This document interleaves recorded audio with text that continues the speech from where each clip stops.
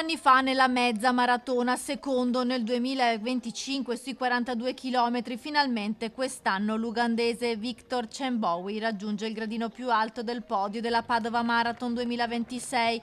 Dietro di lui dal Kenya Labav Chekrom al secondo posto, al terzo posto invece Terence Bisosa del Burundi.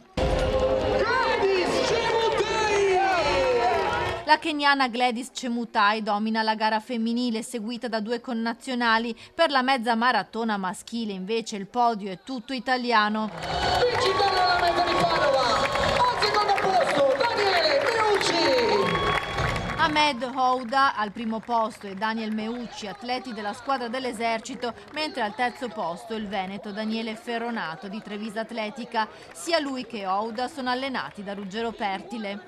Padova è una città che mi ha aspettato, mi ha accolto e sto coltivando i miei sogni qua, grazie sotto la guida di Ruggero Pertile.